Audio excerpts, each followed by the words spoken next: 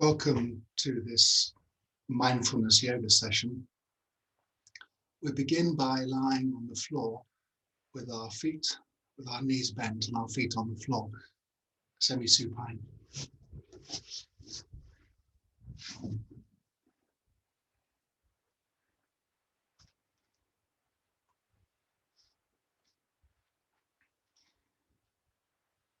Begin the process of allowing the body to relax, turning down the volume of the sort of sensory nervous system, refining our ability to hear the body, creating space between stimulus and reaction.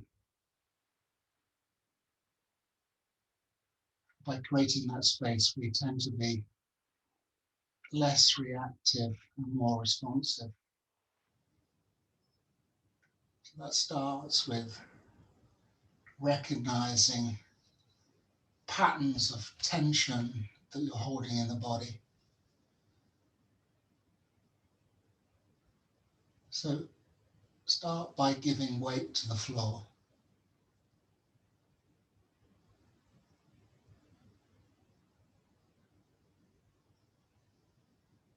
Just letting the body have a sense of being grounded,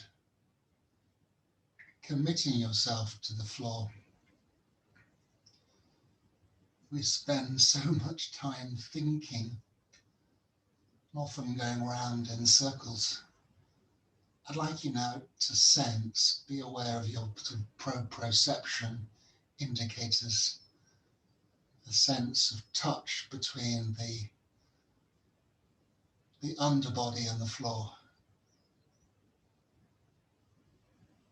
So maybe the back of the head, the shoulders and the floor, the sacrum, the lower back and the floor, the footprints that you're making. You want the knees to be about hip width apart, so if you relax, the knees aren't going to fall out or fall in. They want to be self-supporting. And it takes a while for the muscles to realize that the skeleton is completely supported so they can give up their hold. But slowly, incrementally, you can feel a greater spread of the body with the floor as you relax into it. Just softening that boundary between your body and the floor.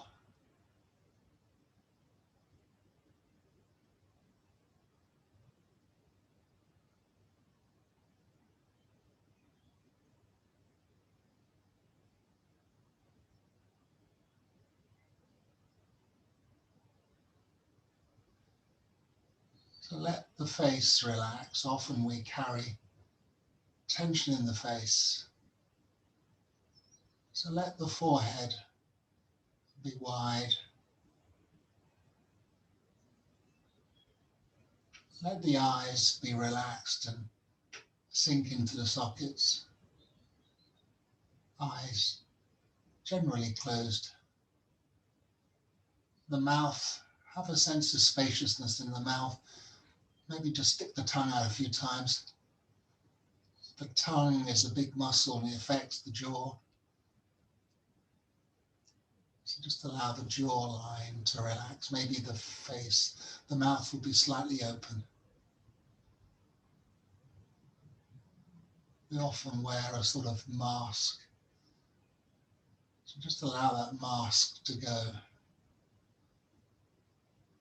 Same with the shoulders, just release the shoulders completely. They often carry tension.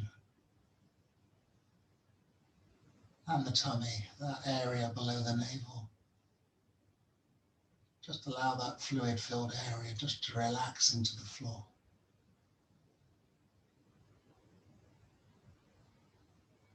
have an awareness of the footprints that you're making, both the front of the foot, the ball of the feet, and the heels, the outer and inner edges of the footprint.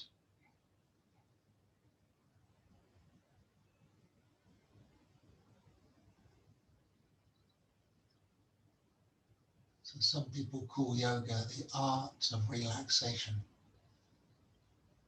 different from sleeping. So then, once you feel quiet, some of the drama of the day or your day has gone, find the breath.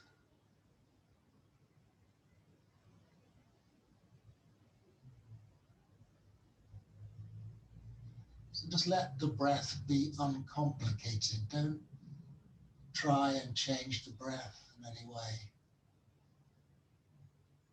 Let the breath breathe the body.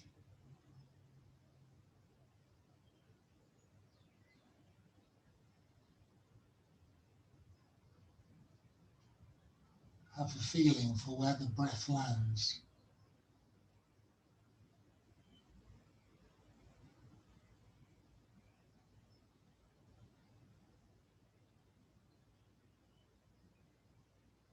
And completely softening into the floor, melting away that distinction between the body and the floor.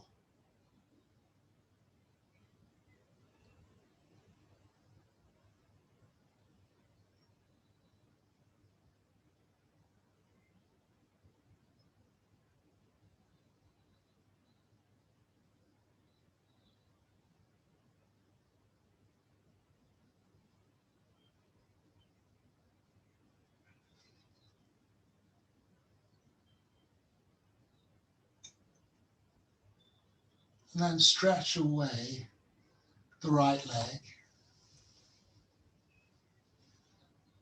and take the right arm up above your head.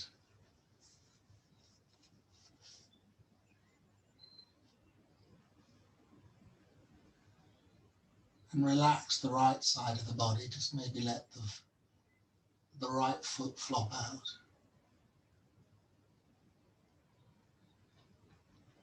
And then find the left footprint.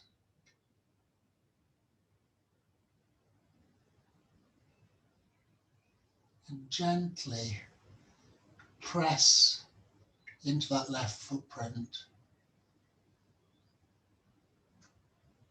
and release. And be aware of the creation of tension as you press in the leg, the left leg. These are just very small movements. Notice how by pressing into that footprint slightly, the weight transfers from the left hip to the right hip. And as you release, the weight comes back into the left hip. So be very mindful of the difference between tension and relaxation. So gently pressing and releasing. And don't repress until you've completely released.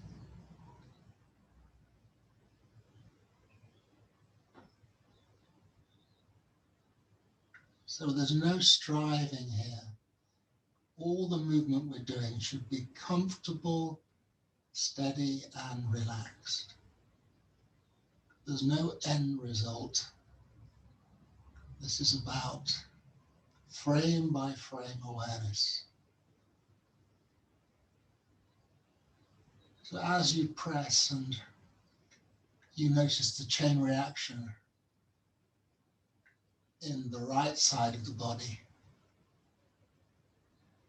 do you notice any resistance, any tension there?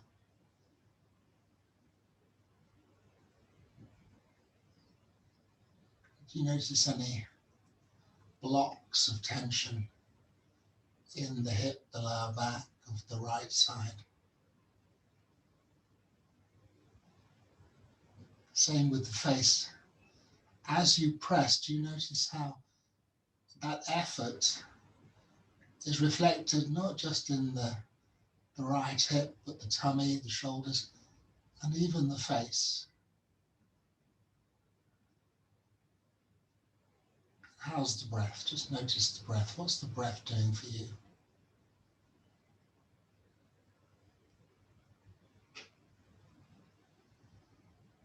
That's good. There's no hurry here. Don't have the mentality of an exercise class. This is about self-inquiry. Getting away from the paradigm of busyness. And swap over sides. So bring the right arm down, extend the left leg, place the right footprint on the floor, and establish that footprint. Take the left arm up behind you. And just allow the body to settle. And then gently find the right footprint. And then press and release. And just notice the consequences.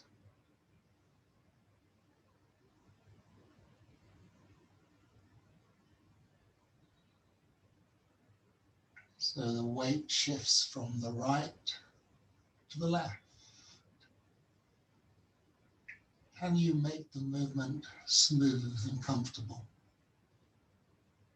Does the left side, the left leg stay relaxed? Does the left foot roll out? Do you sense a difference between the left and right side? Do you fully relax the foot before you press again, or do you rush it? These are all things that reflect our pattern of thinking, not just doing yoga, but in life generally. How do you feel about doing this slowly? Is there an impatient feeling?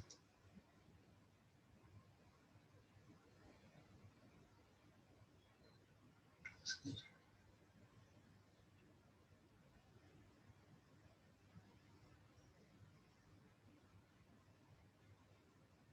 And then bring the left foot back, have the knees bent. And take both arms up. You want to be comfortable in the shoulders, feel the arms on the floor. If there's any discomfort, move the arms maybe to the sides. You don't want to feel any discomfort in the whole of this session. We're not trying to wrestle with discomfort or bully ourselves into doing something which doesn't feel comfortable. So allow the shoulders to settle. Have a sense of both of those footprints again.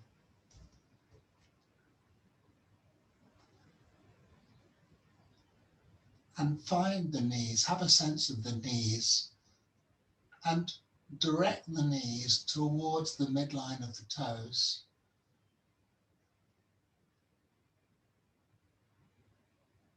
And then relax and draw the knees back slightly. And as you do so, notice that there's a slight rotation in the hips. As you take the knees forward, the sacrum just lifts slightly. There's a slight rotation in the hips, in the pelvis. And as you draw the knees towards you, there's a slight arching of the back. So as you draw the knees towards the shoulders, the back just arches slightly. The feet are on the floor, by the way. So all this movement is very gentle.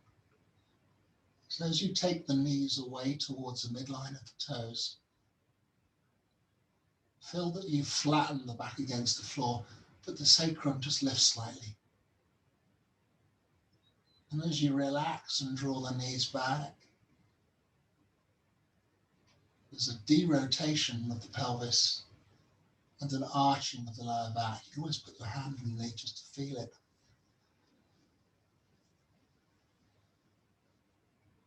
And this is probably, arguably, the most important pattern of movement in yoga, but in the way that we move about. This articulation between the pelvis and the back. And see if you can move with a sense of smoothness and rhythm, a sort of a cadence. Not striving, just being very interested in what's going on with a sense of curiosity, really. Noticing that there's a relationship between the front and the back of the body. That while the back of the body is arching slightly, the tummy is relaxing and giving. And when you flatten the back into the floor, the tummy is tensing and the back is lengthening. What's called the agonist and antagonist. And it's this reciprocal relationship which happens in all movement. So I want you really just to become aware, really attentive to the quality of that movement.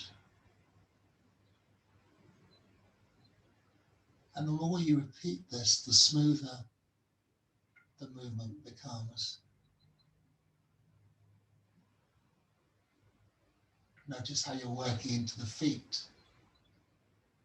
Notice how the whole body in some way is involved in this movement, even the face.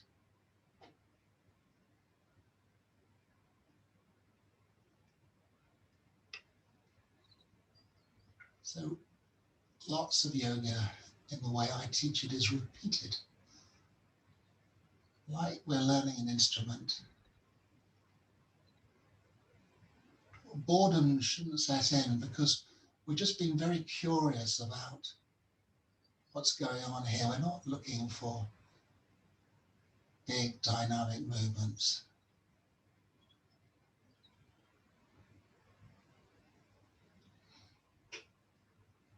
And just coming to a halt and just noticing the relationship now between your back and the floor.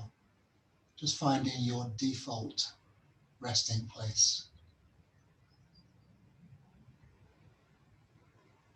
Noticing the face has the same old habitual ambient tension crept into the face.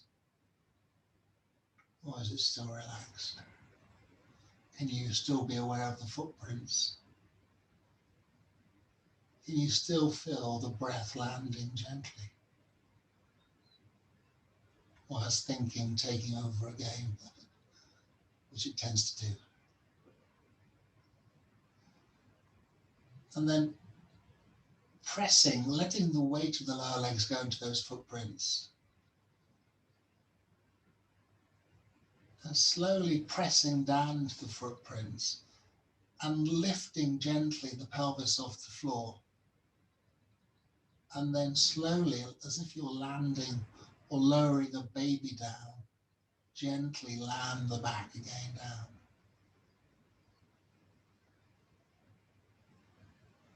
And repeat this, not trying to strive, we're not trying to get higher and higher.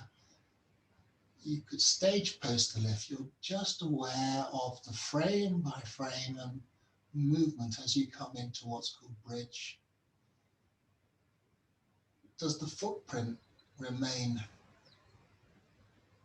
solid? Are the knees staying hip width apart?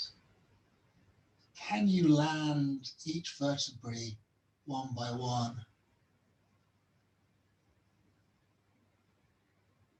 What's happening to the breath?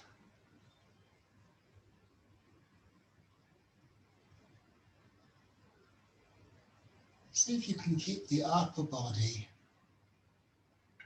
very sleepy, very quiet. So all the drama is happening through the legs.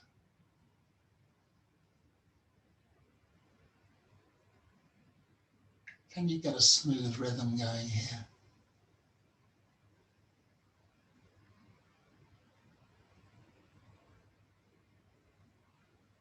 What's happening with the breath? So in mindfulness yoga, I'm not prescriptive about the breath. I don't tell you when you should be breathing in or breathing out, because you know your breath better than I do. And once we start to change the breath, it interferes with the rhythm of the breath. So just become aware of the breath without wanting to change it. The only thing I ask is don't hold the breath.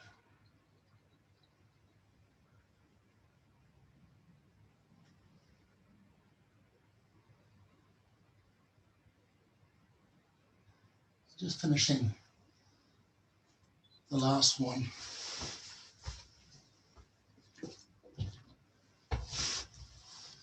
And bringing the arms back by your side, still with the knees bent.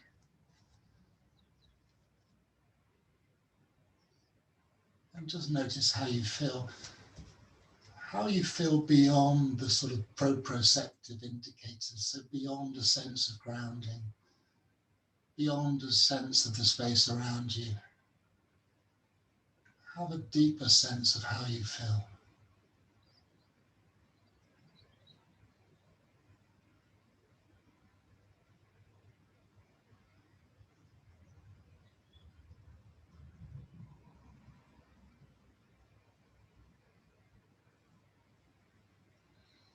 And then just establishing the shoulders on the floor and taking the arms straight up and just letting the shoulders settle completely, so the upper body is very relaxed.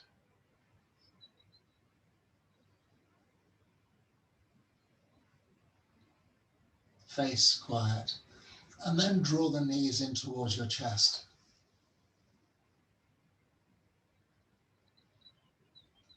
And keep the shoulders and the back in contact with the floor. Just take the knees gently out to the right. And once you start to feel that you're creating drama in the left shoulder, stop. Come back. Re-establish the center. Take the knees slowly out to the left, but keep the upper body grounded.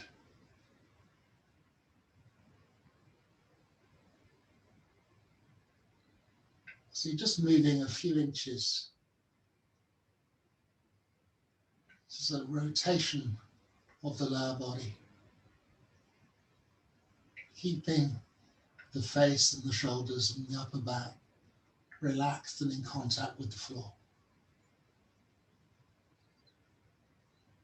None of these movements are very big movements.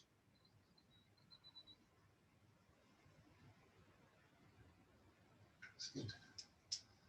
And then bringing the feet down, arms by your side. And turning onto your right side. Just making sure that you can see me.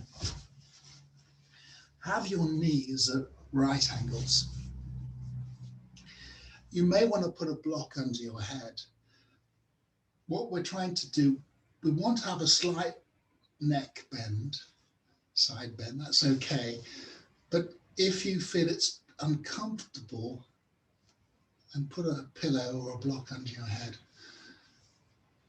Knees at right angles. You're sort of on your side as if you're up against a wall.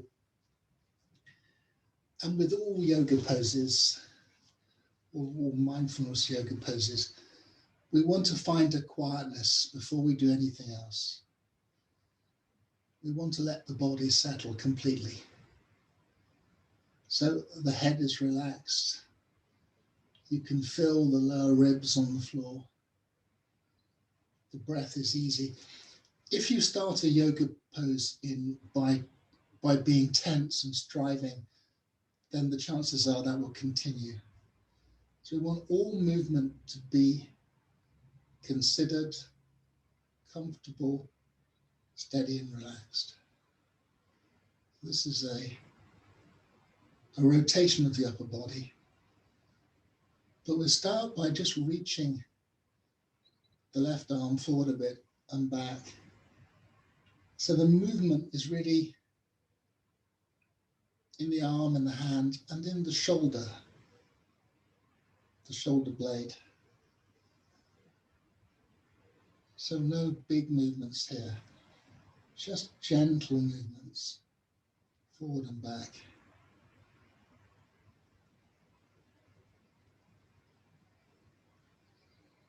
And then slowly I want you to involve the shoulder girdle, the chest, the waist. As you start to turn, rotate to your left. And ideally, you want the head to be rolling, not sliding.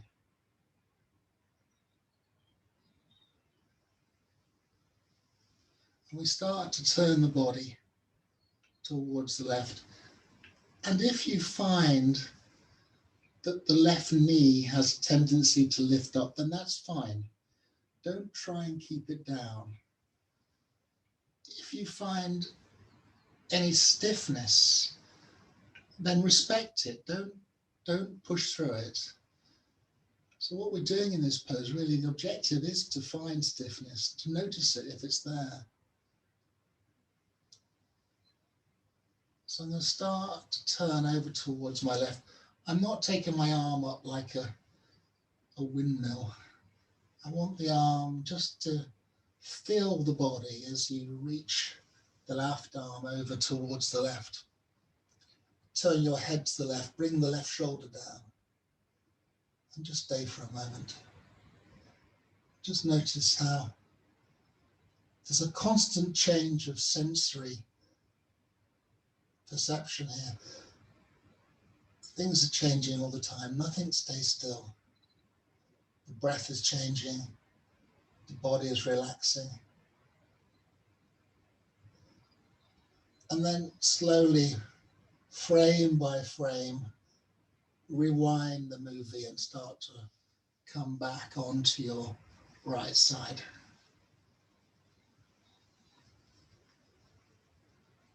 And without any haste, repeat this quite a few times, let's say 4 or 5 times. And if you notice any stiffness, any resistance, then don't bully yourself through it. Just stop, gently explore it. It may be you don't turn the body, that's fine. There is no posture here. This is about you, your own self-inquiry here.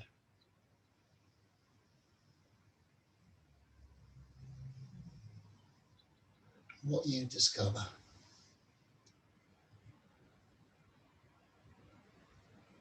So very different from an exercise class. There's this, see if you can get a nice smoothness of operation. Is the head becoming more relaxed? Is it just rolling? Can you feel the vertebrae moving as they go into a rotation?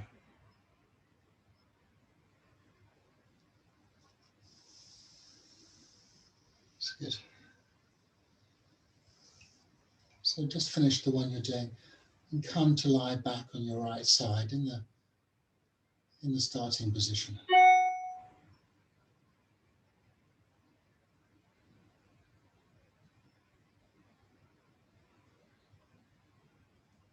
That's good. And then we're going to change over, come onto our left side and do the other side.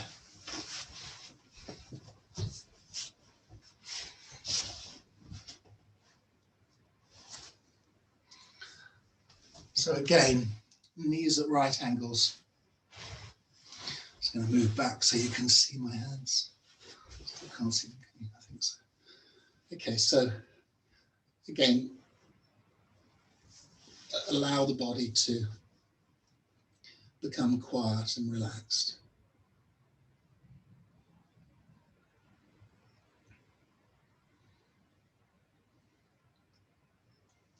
And then start that gentle movement, this time with the right arm forward and back. So work into the right shoulder. So this is a very nuanced approach, really, becoming aware of just small movements in the shoulders, the scapula, the arm and hands. And then slowly start to let the body turn and rotate to the right. Just being aware of the head rolling, not sliding.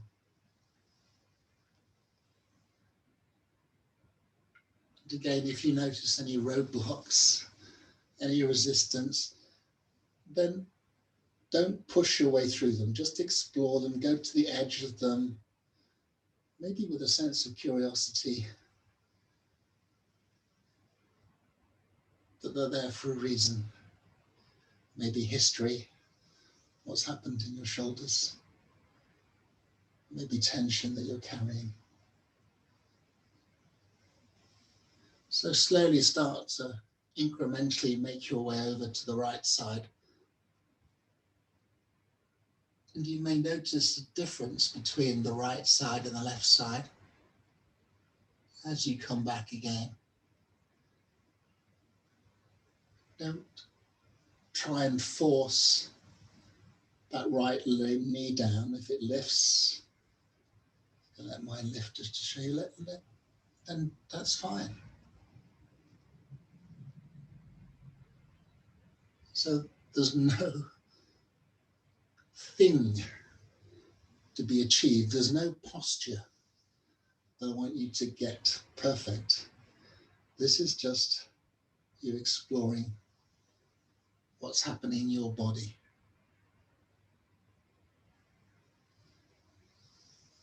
That's good.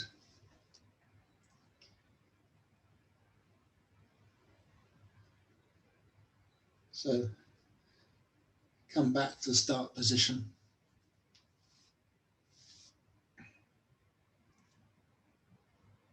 I'd like you to then make your way up to sitting on your heels.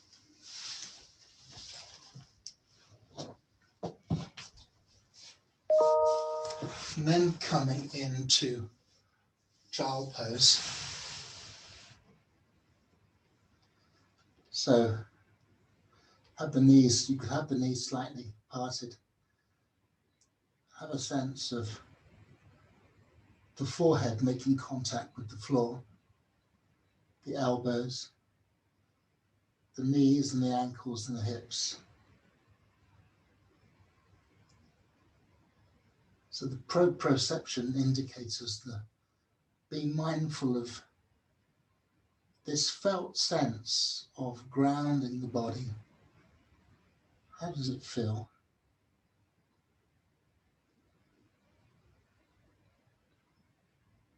Quite an introverted pose. So what are your inner feelings? Of course, it's our default relaxation, it's the fetal position. So just spend a minute here. committing to the ground.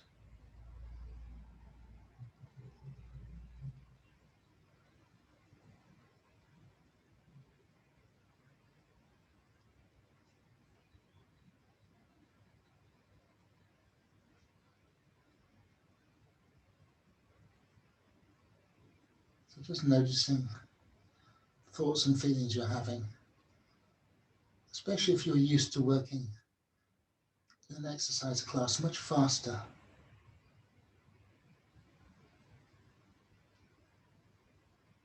So there's non-striving here, sort of beginner's mind.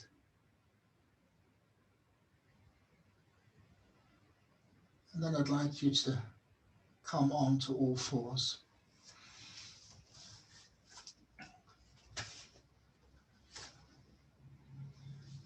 And establish a grounding through the hands. So broad hands, fingers spread.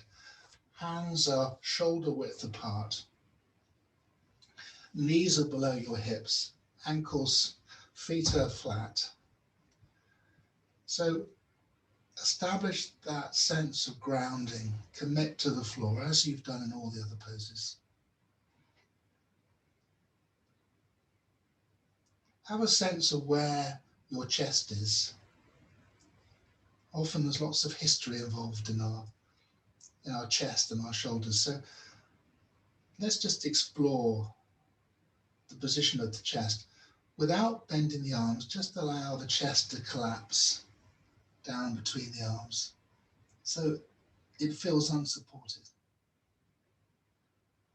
And then push up through the arms, lift the chest up between the shoulders.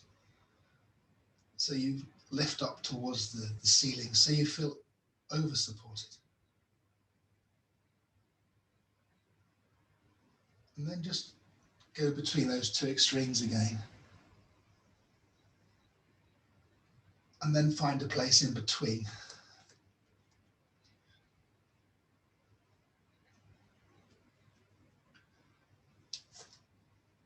And then have a sense of your outer right shoulder and your outer right hip. And have a sense of them both moving towards each other. And you may feel in the back a very slight side bend as the shoulder just moves towards the hip. It may be that your ear just moves slightly towards the right shoulder as well. Keep looking down. And then release.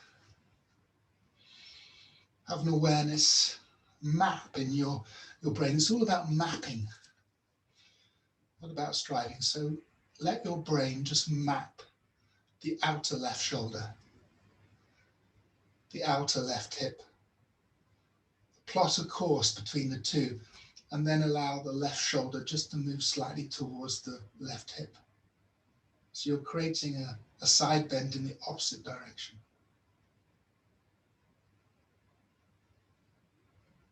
And then release and have a go both ways again. So you create a tension when you're turning towards the right, down the right side, and a release down the left, and vice versa. So again, the agonists and antagonists are here. And this side bend was our original form of locomotion. Talk about that more shortly. And come back to center. Have a sense of the neck, not the visual neck, but the muscular neck, which starts between the shoulder blades. Imagine you have like a horse's neck. And then look up to the space in front of you, maybe the wall, sky. And notice what's happening to your back and your tailbone. And as you then go in the opposite direction, look down, take your head down to look at your navel. What are the consequences in the back and the tailbone? Then I want you just to move between what we call extension or a back bend looking up and a forward bend looking down, rounding the back like an angry cat. And of course, this is the cat pose for those of you that do yoga regularly. Cat and cow pose. And just build up a very nice rhythm. And just notice, are you working with the breath? It helps to work with the breath, but I'm not going to tell you what you should be doing, but are you breathing in and out as you move? Is the breath and the movement synchronized in a way that's helpful?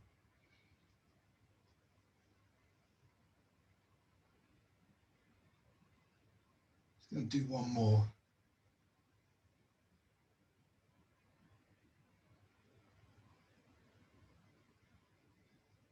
And then come to rest in child pose. So you could make a pillow with your fists if you preferred. I should have said that before.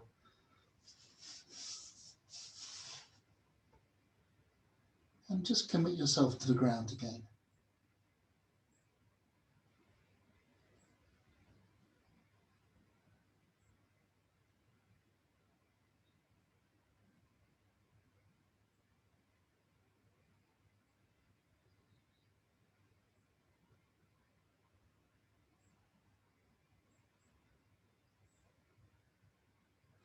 And then come back onto all fours.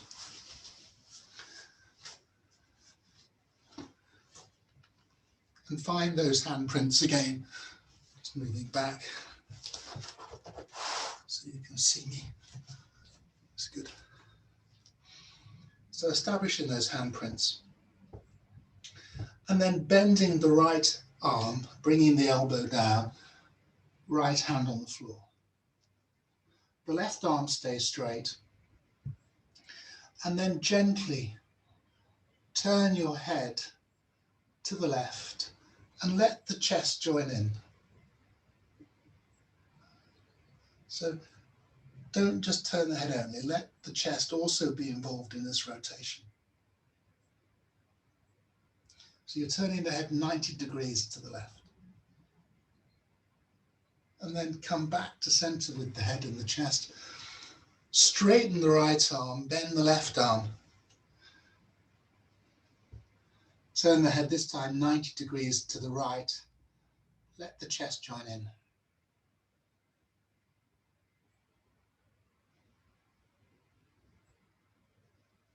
And have it go both ways again. The chances are that one side will feel more comfortable to you than the other, because we all have biases. None of us have perfectly straight spines. So one way will feel more comfortable, more familiar to you than the other way.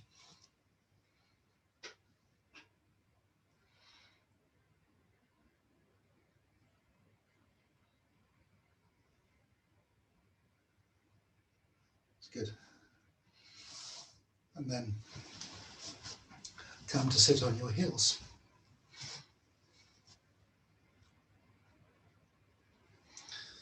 So we are moving the body in a very compliant way. We've evolved over a million years, billions of years, to move from the spine. And so those movements involve the flexion and extension, the side bend, and the turning, all things that we've just been doing. So we're doing that in a very mindful way, recognizing patterns of movement that are helpful for us. We're not trying to become too involved with body parts. We're trying to be mindful of patterns of movement, because that's how the brain maps things. And particularly patterns of movement that are unhelpful for us, we're trying to disrupt those. Also, what we're trying to do is become aware of the difference between effort and tension. And there's a pose called plank, which is very good at showing the difference between tension and relaxation. often there's a tendency to overstrive, to do too much, become too rigid. I want you to resist that temptation. So coming into cat again and establishing the handprints, what we're trying to do is just use the muscles that are required to support us. We're not trying to do more than that. And we're trying to be very economical with the weight going directly down through the bones, through the skeleton. Obviously, if the arms are bent, then there's more effort required. So the straighter the bones, the more direct the transmission of weight is. So very slowly, we're going to send the right leg away, come onto the toes. And then without too much drama, take that remaining knee away and come into plank. And don't stay for any length of time. Don't make this an endurance test, okay?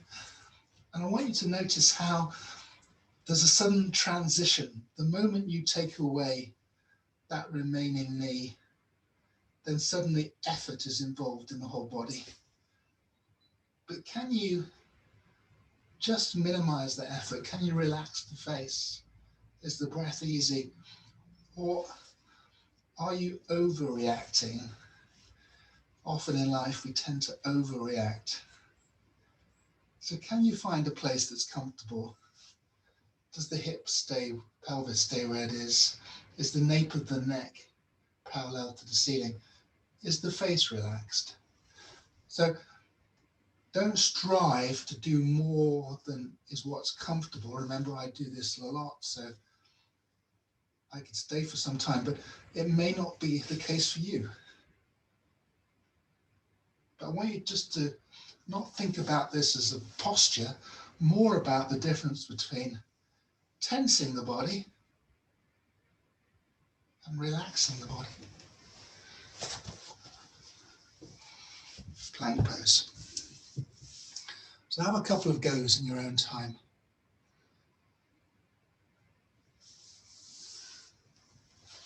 It's got a distraction. That's good. And then come to rest in child pose.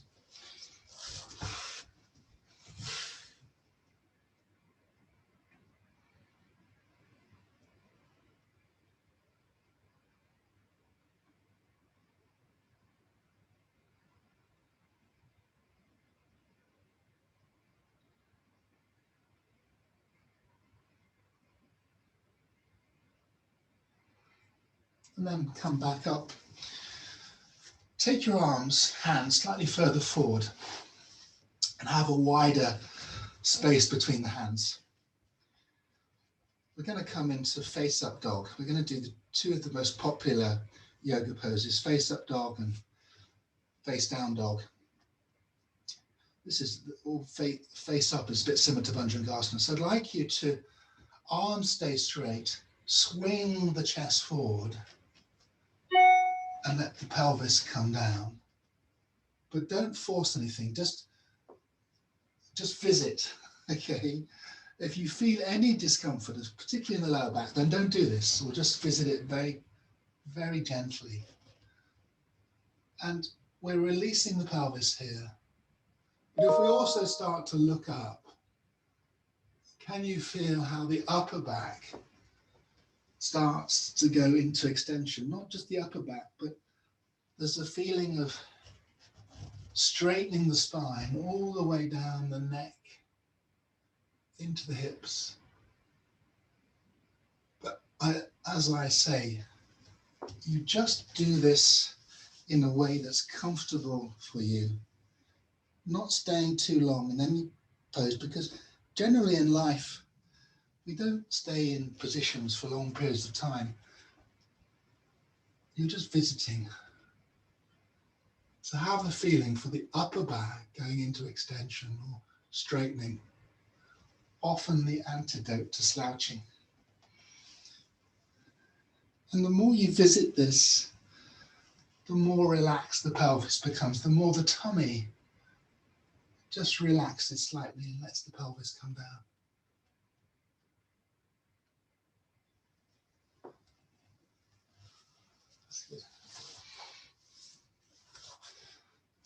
Can I have one more go?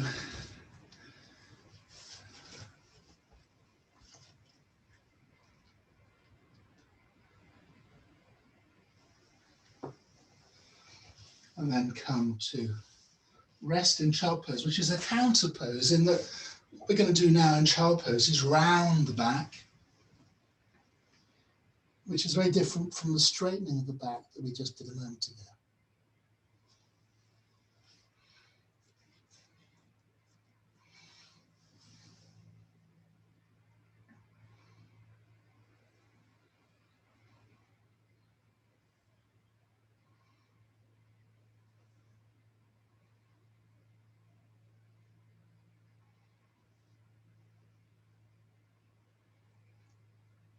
And then coming back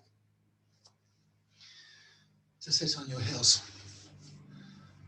So the most practiced yoga pose is downward facing dog or facing down dog. Very good for lengthening the back and strengthening the legs. But when I observe people doing it, often they're overstriving. There's too much tension in the shoulders to benefit from the pose. So becoming very diligent and mindful about what's going on in the body, I think is very helpful in finding an extension of the back, which is helpful for you.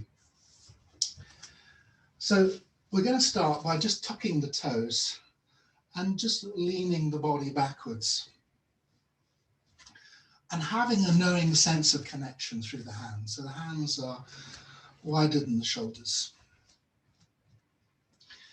And establishing a quietness in the shoulders and also a quietness in the hands. You're not pushing into the hands at all. They're just resting on the floor. The shoulders are quiet. And we're going to do the sort of starting position a few times. We're getting ready to do this. So I really want you to create this feeling in the shoulders of being quiet and then taking the weight of your bottom backwards. And without creating too much drama in the shoulders, just lift the knees off the floor and then unfold the legs and then rewind, come back down again. Now I want you to do this a few times, and every time seeing if you can really use the legs to lift you, keeping that feeling of quietness in the shoulders the same.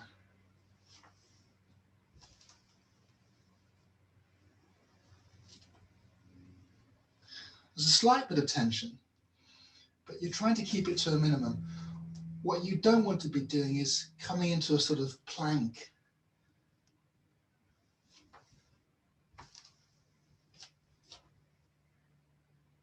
So the knees can stay bent. Don't try and force the heels down. Relax the head and the shoulders. So now the weight's really going through my feet. It's not so much in the arms and the shoulders. So have a few goes. We tend, as we get older, to use our arms more and more to lift ourselves up, getting out of a chair, for example. We started doing this from our 20s, actually. And it's crazy because the legs are much stronger, they're much thicker. So this, as well as being a very mindful exercise, is really helpful for strengthening the knees, the legs, and the ankles.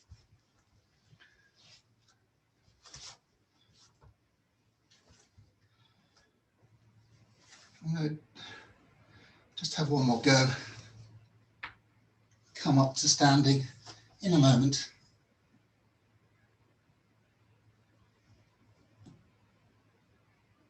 Walking the hands slowly with a sort of sense of stealth. And coming up to standing. It's going to change the screen angle. It's good. Okay, so we're up in what's called Tadasana. So let's just find a sense of standing that's comfortable. And this is a balance that we'd that took us a few years to cultivate. We tend to take it completely for granted. So having a good footprint. In fact, just lean forward slightly so you can feel the toes start to take the weight. Then if you lean backwards, feel suddenly the thighs start to fire up. And then move forward and back a few times until you find a place in between the two.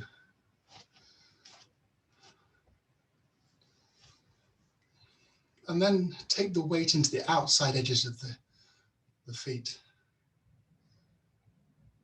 And then the inside edges. And just move between those two extremes again.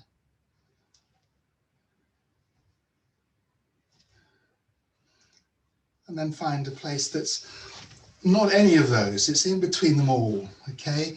And it may be that you have a bias, which is fine. Biases generally are something which we're born with.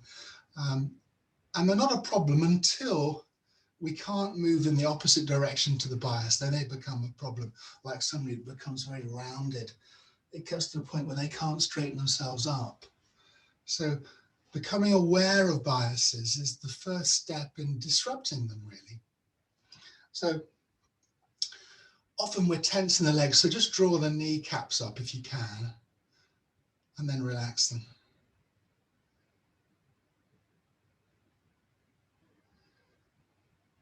If you can't draw them up, it probably means that they're already tense. So just see if you can relax the legs. And then take the hands behind you, or hold the opposite wrist, or come into reverse namaste, it's called. And have a sense of the upper back overhanging those hands. So you're taking the back into extension. So I often see people walking around with their hands behind them like this. And I used to think that was a very old-fashioned way of walking about, but actually it's a very sensible way. I mean, it's just the royal family walk around like this all the time, which I think is very good for the back because it keeps it straight. But you may have a very straight back already. I tend to have a rounded back. Let's do the opposite. Let's just bend the knees slightly. Feel that you're rounding the lower back. Becoming a bit ragdollish. Bending the knees. Never have straight legs, by the way. Let the head just be relaxed. Let the arms be a bit like loose elephant trunks. And wind yourself back up. And go back into that extension. You're not looking up, by the way. The chin's down slightly. And then find a place in between the two. So all the time we're just becoming more comfortable just standing.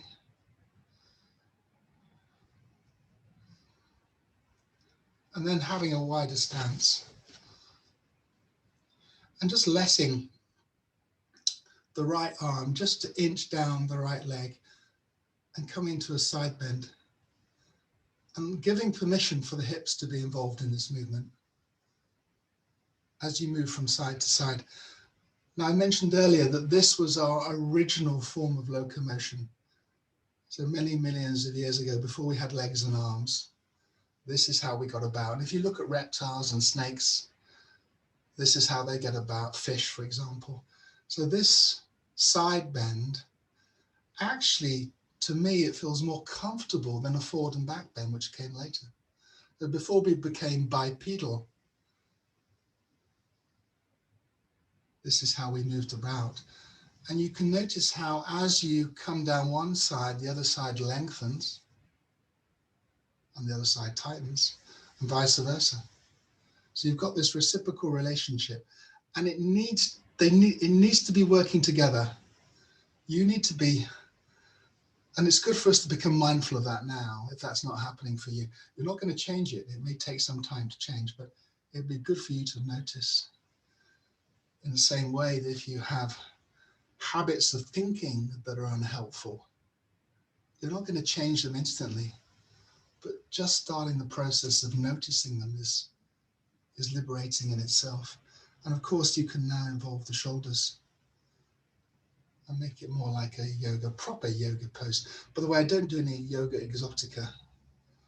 These are all movements which I think are compliant with our daily lives. Otherwise, we're trying to get patterns of movement that are helpful for us, not thinking in terms of body parts or cores or anything like that. Okay, so let's come into a slight balance. So take the weight of the body into the left foot and just let the right foot hover above its footprint for a moment. You could always use a chair or some support of some kind, that's fine. Maybe just moving this leg about a few times, circling it around the left leg.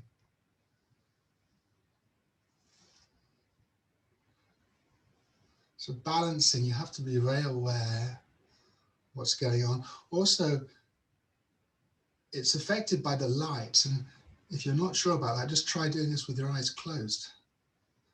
So it's harder to balance at night. Most admissions into casualty for people over, I think it's over 50, when it's not illness related, is because they've lost their balance.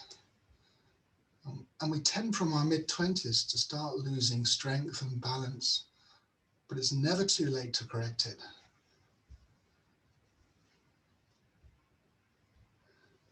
In fact, as we get older, we tend to have the attitude that we become more decrepit. Actually, that's the wrong attitude. There's no reason why our body doesn't recover or perform in the same way that younger bodies do. Okay, so let's go turn the page and see where we are. I think we're going to do a rotation. So let's have a wider stance. And bring your hands down to the floor. So I talked about how there's flexion, extension, side bending, and now we're going to do rotation. So gently, you could have your knees bent, by the way, don't try and have straight legs. Turn your head 90 degrees to the right. And just let the chest be involved and turn slightly. And if you wanted to make it, if you want to involve the shoulders, you could take the arm up as well. So don't overlever yourself, okay? So don't strive, just move comfortably. Bring the hand and the head back. Re-establish contact with the floor. Turn the head 90 degrees to the left. Let the chest follow. Take the arm up.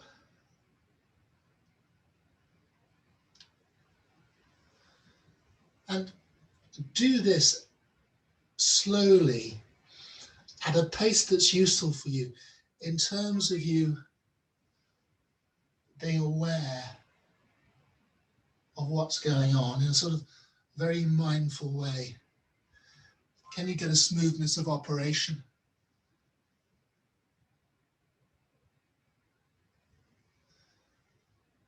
Are you aware frame by frame